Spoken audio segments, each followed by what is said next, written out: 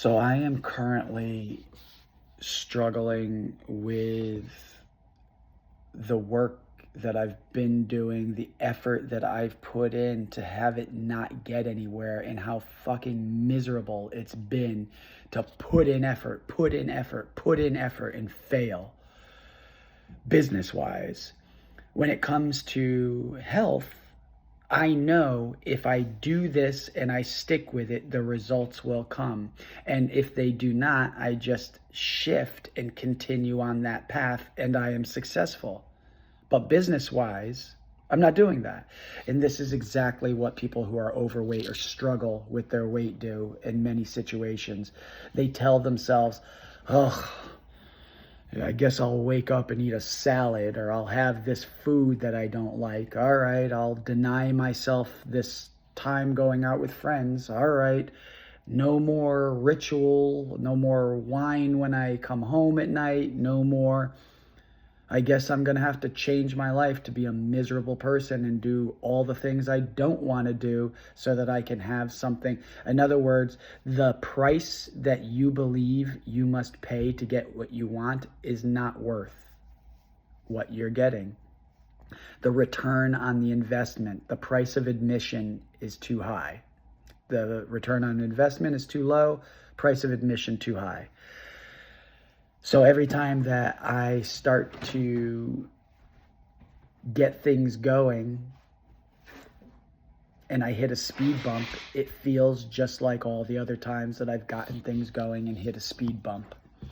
This is where a coach comes in. Someone who has been there and understands where your struggles are, where your pitfalls are going to be, and can help you out of them and keep you on track.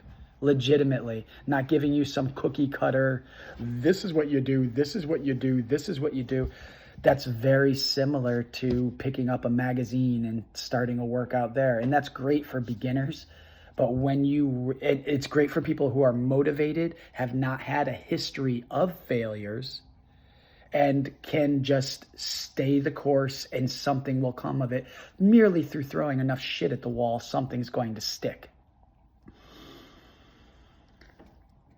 So this is my way of identifying with the clientele that comes in. So yeah, as far as health and fitness is concerned, no, it doesn't make sense anymore because I've worked my way out of that hole so many times. And I see with businessmen, when I talk to them and I say, yeah, but if you do that, this happens. They have kind of a, all right. Because I have the wrong attitude. They see that I'm looking for roadblocks, and if I work through them, I think that I do not want to be there, or that those roadblocks will always be there. That's not the case. What happens is I take that back. The roadblocks are always there, but they're there for other people. You grow bigger wheels or longer legs and you're able to step over these walls without even thinking about it. They become cracks eventually because you have grown so large through the practice. I get it how discouraging it can be because every step and every effort that you take feels like it's just another effort that ends with sabotage. And then you beat yourself up. You have no one else to blame. You lack focus. You lack discipline. You're a loser, and this is where you belong. And that's not the case. The case is that you need to change your mindset.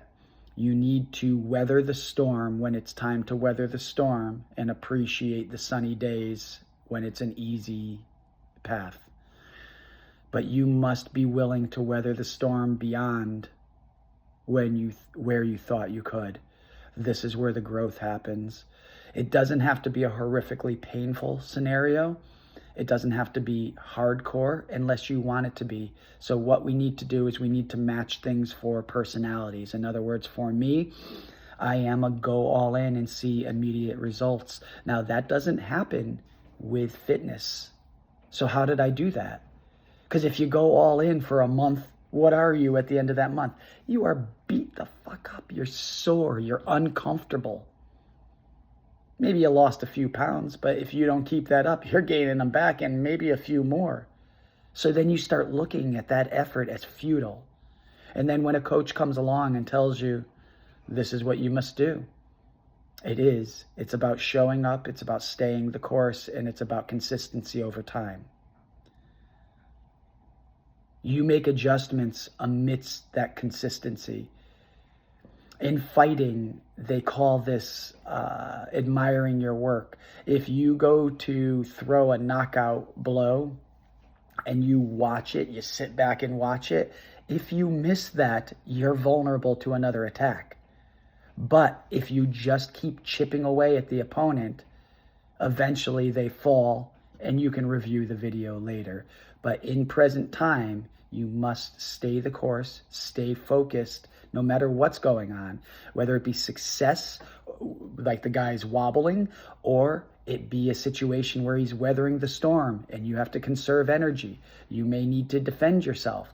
But either way, you stay in that fight and never think that you're the one that's going to go down. It is the other. It's the opponent or the obstacle that will buckle, because you are in there to learn and grow. You're studying the moves. You're not getting upset when you're hit. You're saying, all right, this is the timing that this person or the obstacle has. Here's how I will address it. Here's how I'll confront it. Here's how I'll deal with it.